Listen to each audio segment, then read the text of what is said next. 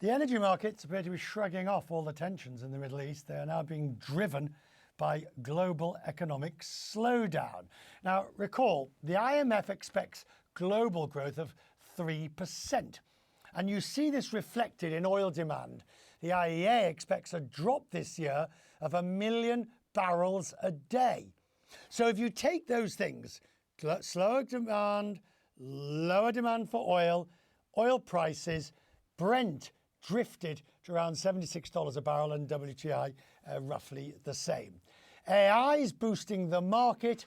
A sluggish global economy is having the opposite effect. Daniela Sabin Hathorn is the senior market strategist at capital.com with me from London. You've got to admit this is a fascinating undercurrent, isn't it? That the inflationary pressures that we might get from AI actually mitigated from oil by global demand slowing and slower demand for oil.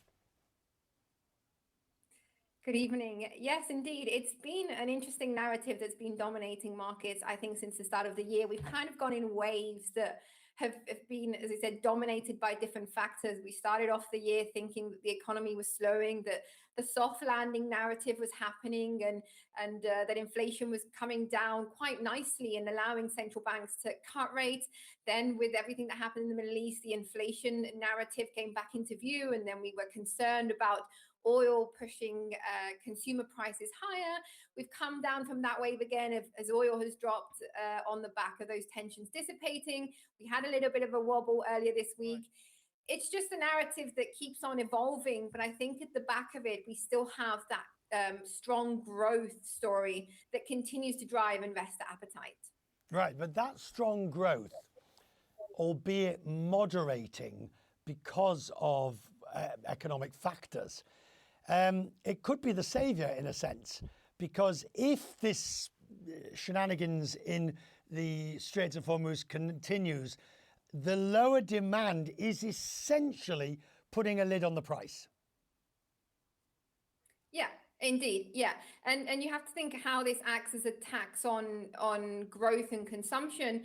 And as we've said, the lower prices may eventually, lower oil prices may eventually increase the amount of capital and free spending capacity that households have, and that in itself can have an inflationary edge as well. So there's different ways to read it, and I said this narrative continues to evolve. So on the markets, we had SK Hynix today. You've got strongish, still bullish markets. I don't want to use the word irrational, but they do seem to be ignoring some fairly significant red flags economically. I think what SK Hynix's debut has taught us is that the market is still willing to compensate and to spend money on companies that have a good structure and that show that they have good earnings capacity. And I think that's what it's telling us is the market, it's not indiscriminately now buying into everything. And I think that's why maybe the speculative bubble aspect may have died down. It's becoming a lot more selective. And I think investors are becoming more selective with where they're putting their capital. And one thing is that, you know, the AI supply chain continues to be a key driver. SK Hynix at the center of that, the CEO saying that today. And that's what the market's rewarding. So clearly it shows that investors still have appetite for these kind of companies, despite higher inflation, despite higher rates, and despite, you know, concerns that growth may slow. So finally, do you believe that by natural attrition and market forces, the air is being gently let out of that speculative bubble, albeit maybe not as much as some would like, to the point where the risk of calamity has, if not evaporated, has greatly reduced? By calamity, I mean market calamity.